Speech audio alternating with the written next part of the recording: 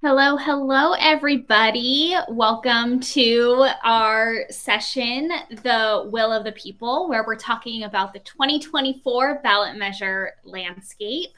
My name is Marcia Donay. I am the Capacity Building Director here at the Ballot Initiative Strategy Center. And I'm joined by my colleague Quentin, who will introduce himself in just a moment.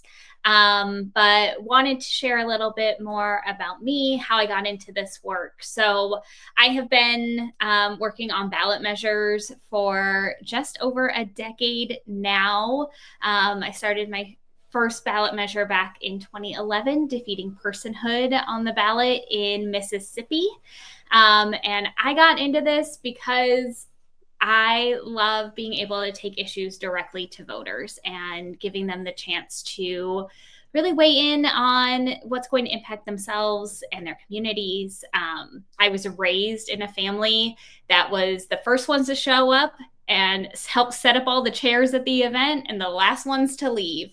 My parents instilled in us that it is our duty to share with our community, to show up for folks. And that's what ballot measures do. And so I am very excited that I have dedicated my career to showing up by putting things on the ballot. Quentin. Thanks, Marcia. Hi, everybody. I'm Quentin Savoy. I'm the Director of Programs and Strategy at BISC. Really thrilled to be with you all today. I use he, him pronouns based in Las Vegas. Why did I get into this work? It's funny, you kind of become your parents without trying. My dad, my dad was a longtime labor leader with the Teamsters, and my mom was a school administrator. So in a lot of ways, I have become this public servant to my community and in the work that I do. Fortunately, I'm in a position where I can help save democracy and pay my light bill, which wasn't always the case. What really brings me to this work, though, is understanding the power of people and that we can create a world that is more equitable, that is more inclusive, and is not riddled with all of these issues that we've been fighting for what seems like decades. I'm really inspired by this moment. The last week and a half has really changed the momentum. And I've been telling folks that this is our moment to seize history and to protect our democracy and to etch our names in history books the same way that we revere folks from yesteryear who have protected and preserved civil rights and passed them down to us. Now it's our moment to protect our rights so that we can pass them down to our children and nieces and nephews, families, friends, and neighbors. With that, I will go into a little bit of context setting for the ballot measure landscape. I don't know about you, but January 6th, 2021 really changed my life. It was a day that I realized that all of the things that we thought were permanent, all of the institutions that I thought were so unshakable, were actually quite fragile. And everything that we know and love about our democracy could all be gone in the blink of an eye. So that's when I took my work from being more issue focused to more broadly, how do we protect our democracy? And I think it's not a hard sell to look on any news site or any social media platform and see how the attacks are so numerous in trying to delegitimize our elections, in trying to delegitimize the people, the civil servants who administer our elections, and the organizations that are fighting to take democracy directly to the people. Ballot measures are a bright spot. I think that we have been, not I think, I know, you can look at wins that we have had in the last 18 months all across the country where people have said, no, we are standing up against authoritarianism to protect our rights. This has been most salient in the abortion rights space, where we've seen a number of wins and a great deal of momentum be built across partisan lines because people want to protect their rights and their freedoms. Our executive director, Chris Melody Fields Figueroa, it's such a long and beautiful name. She always talks about how ballot measures are love letters to our community. And that really resonates with me because in the ballot space, you don't have a candidate that you can be inspired by per se. You're inspired by the collective power that you have, that you're building with folks who believe in the thing that you're trying to get on the ballot. In some places, that's a restoration of rights. In some places, that is to protect a woman's right to govern her own body. In some places, that's things like having childcare be affordable or paid sick and safe days. Those types of love letters are a reminder that we, the people, consent to be governed And when those who lead us don't address our needs, we can take our needs in our own hands by way of the ballot measure. The great thing about the ballot world is that it's not trapped in partisanship. I talk to a lot of young people and a lot of contemporaries who aren't necessarily enthused with Democrats or Republicans. But in the ballot space, you don't have to have those conversations. You can literally talk about the issues in a way that makes sense to people, that are tangible for people. I think one of our shortcomings in the partisan side is that leaders from both sides haven't done the best job of showing how their work has tangibly improved someone's life. Whereas with a ballot measure, with a ballot question, you're putting forth a very specific something to the people to say, hey, I think childcare should be for everybody in this community. And that's something people can see, feel, and specifically understand how it will impact their life once that measure is passed. As a result of that composition, you are able to attract people who, in a partisan world, may not agree with you, but in an issue based world, do agree with you. So you're able to build diverse, bigger coalitions in order to make sure that you're able to secure that victory for your community. So, given all that we're facing this year, we really have an incredible opportunity. If you caught my welcoming remarks, you heard me say that there are some 133 measures that will be on the ballot this fall. And what I see that as is an opportunity for us to show the whole country that people power is alive and well. We are going to push back against this authoritarian / fascist trend that we're seeing all over the world, because in the United States, we protect democracy, we preserve and protect our rights and our freedoms. The other side is busy trying to intimidate us and pass laws and confuse us that will limit voter access, that will confuse us when it comes to the ballot process, to overall try to take the citizens initiative process, right? But we will not stand down. We will continue to organize. We will continue to talk to our communities and our neighbors about how we can build sustainable people power that protects and advances our rights in our community. I'm going to let Marsha go into more depth about what the actual landscape looks like across the states that we're working in. It's sure to be a good time. I'll talk to y'all in a minute. Marsha, back to you. Thanks. Before we get into what the landscape looks like right now, we would love to hear from you all a little bit. As Quentin mentioned, here at BISC, we talk about ballot measures as being love letters to our people, and how we can win these policies in across the country because people care about the issues. And so we want to dream big together, right? We have the opportunity in this moment, but as we look to what we want to do in 2025, 2026, even 2035, of what we can do by putting things on the ballot. So if you could dream big, if you could do anything you wanted, by putting something on the ballot, what are the love letters that you would want to write to your community?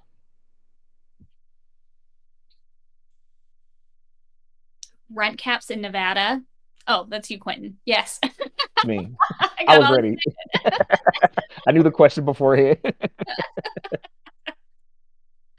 But Quentin, while we're giving folks a few minutes to start putting things in chat, you want to talk a little more about rent caps and why that matters to your people? Absolutely. I mean, it's crazy to me, honestly, that as humans, we haven't just decided to make housing like the thing that's most accessible and affordable.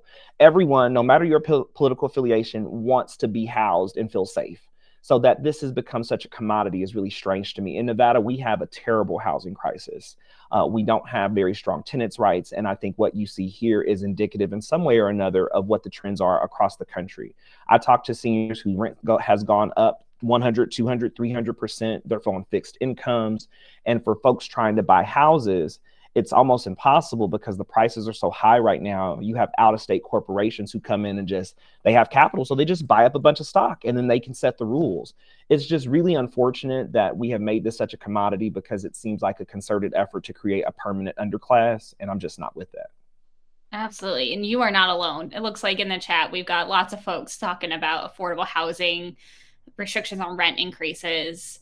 I grew up in the San Francisco Bay Area.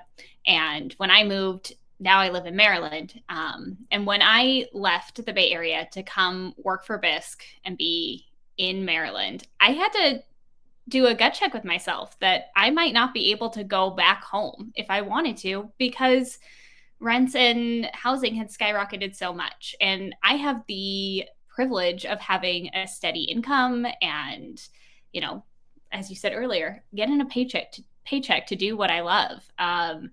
And it's just to think that that's not accessible to everybody. I totally hear you. Yeah, for sure. That is, yes, that's true. Yes. I really like the automatic raise of minimum wage. That's a smart idea. Mm-hmm. Mm-hmm. And I like Josie's about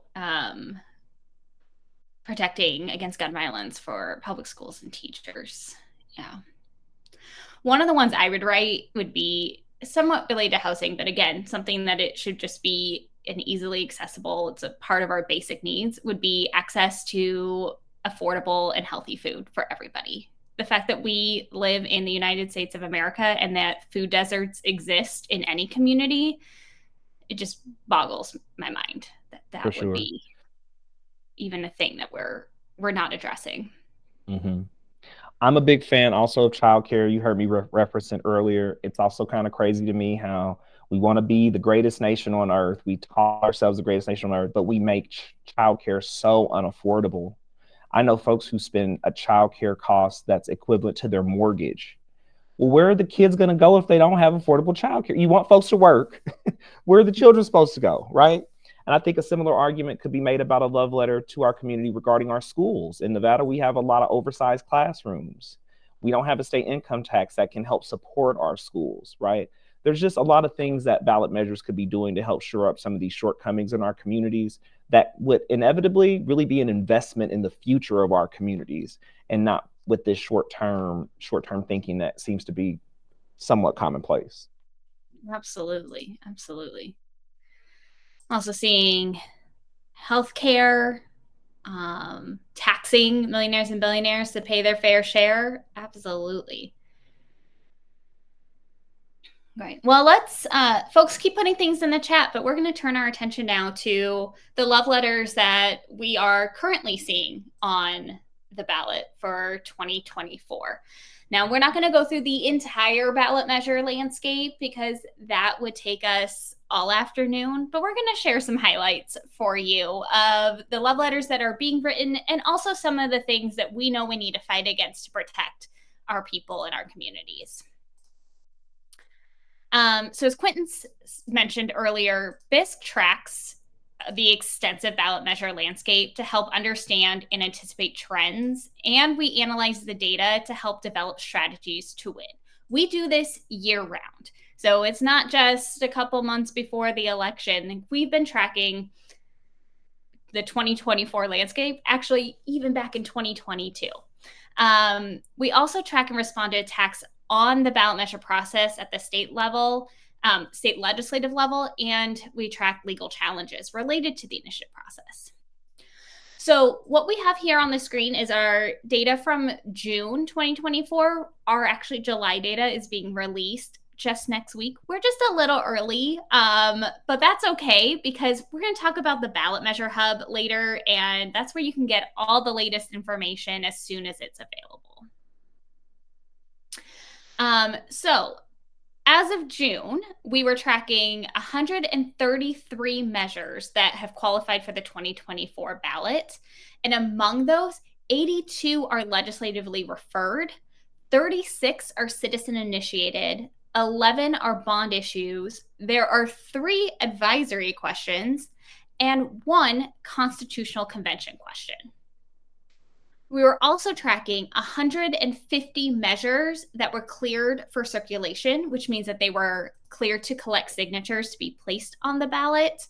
Although we should note that a number of those 150 are duplicates or multiple versions of the same measure, just because folks make that as a strategy decision to determine where there's going to be the most motivation with voters and then decide which one to actually collect for.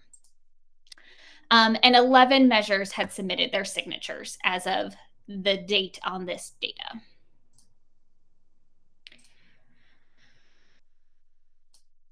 So when we look at what are the measures that we're tracking, this pie chart gives us a sense of what issue areas are going to be potentially showing up on our ballot this year. Democracy, such as elections and related to government and the judiciary, that is some of the biggest chunk. And especially when we include measures that are related to direct democracy, so the initiative process itself, it really becomes a good quarter of the field that we're tracking. The other big area is fiscal policy. So that's related to taxes and revenue. So I know folks were talking about taxing millionaires and billionaires. You may see some of those on your ballot, though most of these are bond issues or revenue or resourcing certain aspects of a state's budget. What doesn't look like a big chunk here is reproductive rights, but y'all, it's a huge deal this year. We're going to talk about it in a moment, but this is going to be the ballot. The 2024 ballot is going to have the most reproductive rights related ballot measures we have ever seen on the same ballot. So it's a big deal. All right. So let's talk about the bad. The attacks on direct democracy. Obviously, we are the Ballot Initiative Strategy Center. We care deeply about this. This is existential for us and for the people that we are working with. The direct democracy measures that are appearing on the 2024 ballot reflect the notable attacks on the initiative process by opposition forces that we have seen escalating since 2016.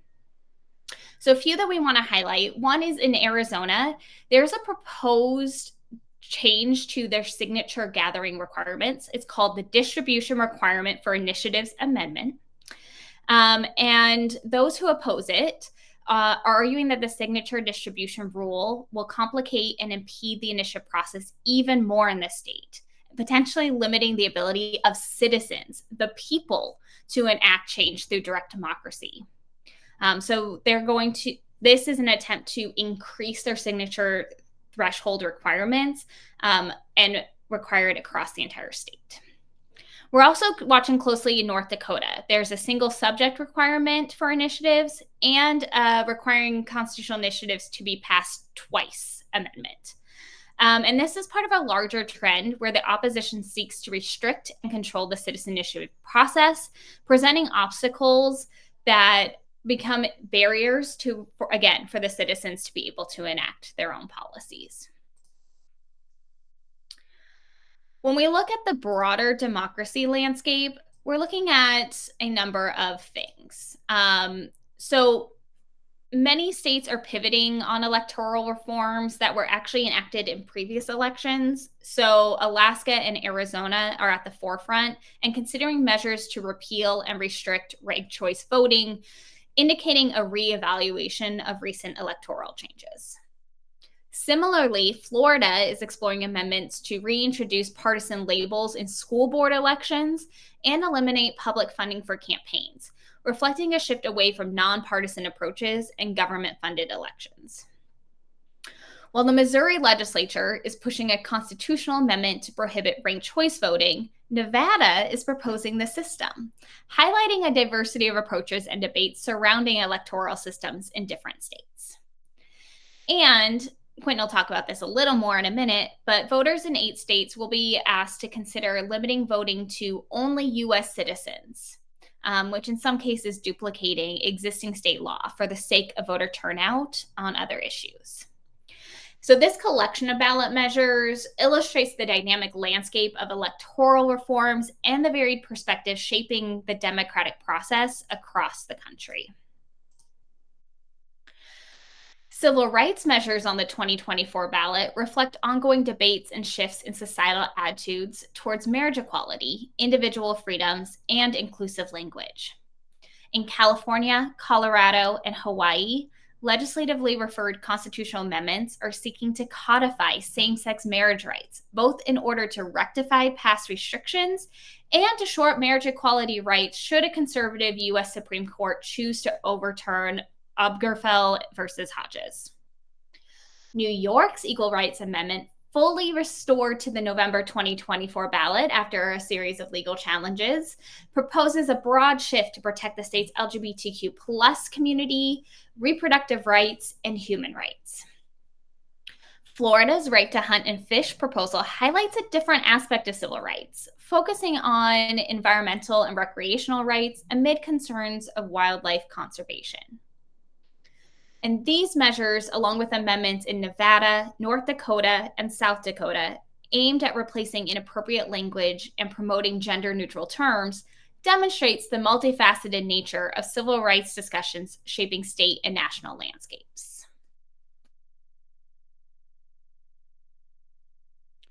Reproductive rights. We said it was a big deal. Let's get into it. The spectrum of approaches found across the different proposals is evidence of the diversity of challenges in accessing reproductive health care across states. So in states like Colorado and Montana, these initiatives seek to safeguard existing abortion access in the wake of the Dobbs decision, emphasizing the importance of state-level protections. Meanwhile, Florida's Amendment 4 highlights ongoing legal battles and grassroots activism aimed at restoring reproductive rights and resisting governmental restrictions on abortion, and could, if passed, will restore abortion access to many states in the South where it has been denied. Maryland's Right to Reproductive Freedom campaign amplifies the state-level response to national debates, reflecting a broader push for proactive legislation on reproductive rights. And in Nebraska, voters may well find themselves deciding and trying to keep straight two conflicting abortion-related measures. One that is restoring rights in their state constitution, and one that is embedding a 12-week based ban on abortion that is framing itself as being part of the reproductive rights movement. So there's going to be a big fight in Nebraska this year. When we look at the economic justice measures on the 2024 ballot, what we see is a reflection of broader national trends and conversations surrounding workers' rights, wages, and housing affordability. The minimum wage increase and paid sick leave initiative in Alaska echoes nationwide calls for fair compensation and improved working conditions. These efforts align with ongoing discussions at the federal level regarding minimum wage standards and worker benefits, showcasing a grassroots push for economic equity. Meanwhile, California's ballot measure on rent control and public housing signifies a state-level response to pressing national issues, while a proposed increase to an $18 minimum wage reflect broader debates on workers' rights and fair compensation in the face of economic challenges. And the involvement of organizations like the AIDS Healthcare Foundation and the California Nurses Association in supporting some of these initiatives underscores the interconnectedness of economic justice with healthcare access and social welfare. So now I'm going to turn it back to Quentin to talk about some of the overarching trends that we're seeing for our ballot measure practitioners. Listen, I thought I knew everything that was happening in the world of politics. Far from it, okay? Because there is a lot of extremism, a lot of chaos that's happening in the ballot world that we're protecting against. I'm going to spotlight a handful of emerging trends that we'll talk about a little bit more in depth. I tend not to read to folks when it's on the slide, assuming everybody's good to go. The first one here, though, is citizenship voting requirements that Marsha referenced earlier. So this November, voters in Idaho, Iowa, Kentucky, Missouri, North Carolina, Oklahoma, South Carolina, and Wisconsin will all be asked to vote on initiatives that would mandate that only U.S. citizens can vote in state elections. Now, mind you, this is already law, but this measure follows unfounded claims of widespread voter fraud, stemming in part from the 2020 presidential election and paired with increasingly anti-immigrant sentiments. This is regularly done in a strategic fashion. The citizenship question is widely considered, and I'd argue is a form of ballot candy that's intended to entice more extremist voters, We saw this tactic at play all throughout history. I think the first cycle where I was a voter in 2004, dated myself, there was a measure in my state, my home state of Missouri, that banned same-sex marriage. Well, that was intended to drive out more Christian conservatives and extremists who don't believe in same-sex marriage to come out and support a president who was at the top of the ticket in a presidential election year. So this is a tactic. This is a tactic that is used. This is a tactic that is used in order to draw out extremists that probably aren't like-minded allies. The second trend is legal challenges targeting reproductive freedom measures. So in that space, lawsuits are not uncommon in regards to ballot measures. But for those leading campaigns to restore or protect reproductive freedom, it increasingly seems as though a lawsuit at some point is pretty inevitable, rather as a plaintiff or a defendant. This year alone, 4 of the 13 reproductive rights campaigns have already seen the inside of a courtroom. That was in Florida, Montana, New York, and South Dakota. As we see more reproductive freedom measures certified for the 2024 ballot, it's likely that we'll see more legal challenges. And then finally on this slide is record-breaking reproductive freedom initiative petitions. This is my source of hope because it reminds me that folks are more engaged than we give them credit for, and folks are paying attention to what this climate requires of all of us. In every state with a citizens-initiated ballot initiative process, campaigns are required to submit a minimum number of petition signatures in order to earn their place on the ballot. While a robust signature count by no means guarantees a win on election day, it is very noteworthy and a good temperature check to understand the support of the initiative. Take, for example, the 710,000 signatures submitted by Ohio abortion advocates in 2023. Issue 1 would go on to win with nearly 57% of the vote at 2,227,384 folks. That's outstanding. Next slide, please. So another trend is countermeasures in 2024, in the 2024 election cycle. Marsha referenced this some in her ballot landscape, in the initiative landscape. But in April of 2024, anti-abortion politicians in Arizona leaked their plans to try and block proactive abortion rights, the Abortion Rights Constitutional Amendment. The Arizona for Abortion Access Act was intentionally misleading voters and sowing confusion by placing 2 legislatively referred constitutional amendments banning abortion on the 2024 ballot.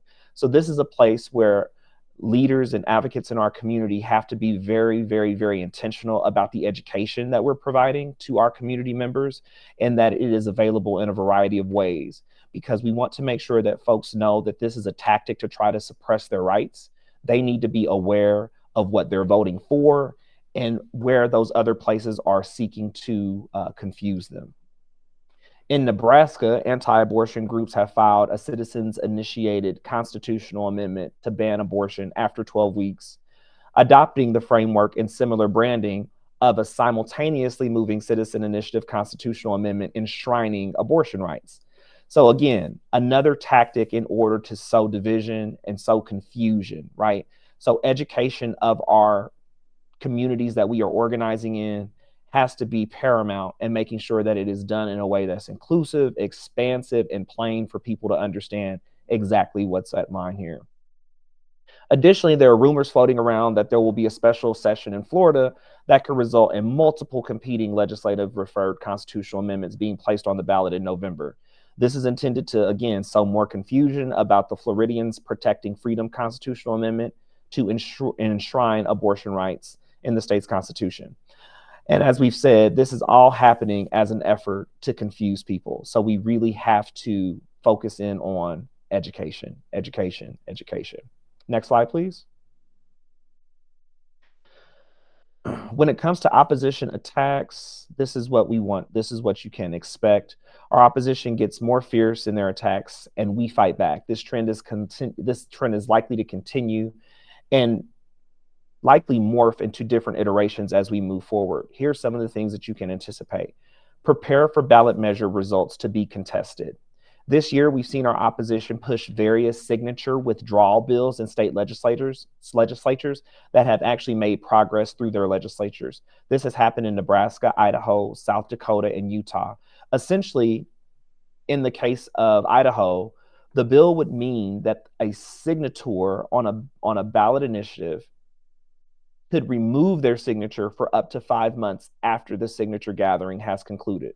So can you imagine doing all the work to gather hundreds of thousands of signatures only for the Secretary of State to come back to you 3, 4, 5 months later and say, well, 200,000 of those folks want to withdraw their signature petition? This is just another way that the other side is trying to chip away at our rights and chip away at the citizens' initiative process.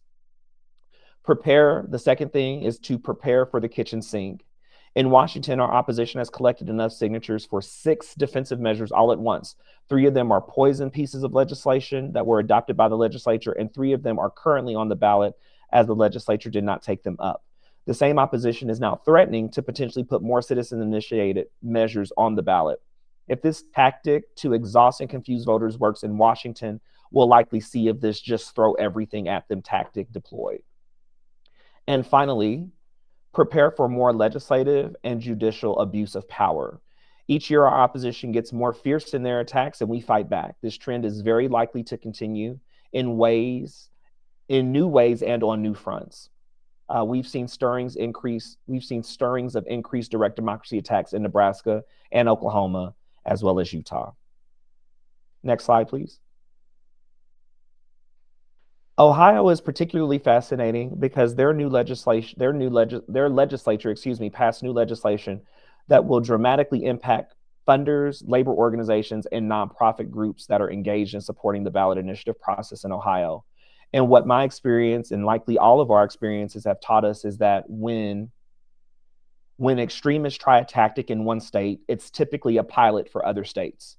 So this approach that they're taking to limit who and what can contribute to ballot initiative campaigns in Ohio is likely to be duplicated in other states where they are trying to limit or suppress the citizens' initiative process to keep campaigns from being able to get funded to do important things like gather signatures, organize their people, provide public education to the community, knock doors, etc. So they are really taking an all-hands-on-deck approach to dismantling the citizens' initiatives process, and we have to fight back against it. Next slide, please. And finally, we've kind of spoken to this already. It's the anti-immigrant attacks on the ballot. The opposition is beginning to use ballot measures as a tool to pass dangerous anti-immigrant policy, stoking fear at the border and at the ballot box. So we see this happening with the citizens-only initiatives or citizens-only voting initiatives. And when we have talked at BISC to partner groups on the ground who are fighting back against this, it was really sad, if I'm being quite honest with you, because this was an attack that our friends on that side of in that particular space of our ecosystem weren't expecting. And this is such a contrived threat that extremists have made up, because folks who are undocumented in this country aren't going to try to do the thing that's going to bring the most attention to them, right? So this is just intended to contrive and stoke fear about our elections being rigged, and we know that's not the case.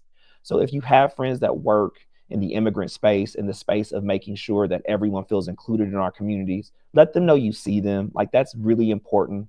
It might not help in fighting back completely against these attacks, but the support of the folks that are doing that very hard work that they weren't expecting to have to do goes a long, long way. Next slide, please. So this is my favorite part, because I get to share with you the things you can actually do, like things you can take away right now in order to have, in order to be building more power in your community. I start with saying hi. I know that sounds simple and small, but in this ever and increasingly connected digital world, actually having an interpersonal relationship with folks is hard. So start by saying hi. Everything we're doing right now started because someone had buy-in in another person by way of starting a conversation. 2, find you an organizing home. If you are not involved in an organization that is working on an issue you care about, find them, because they're there. They're your people. Raise resources. Resources can actually mean dollars, or it can mean time and talent.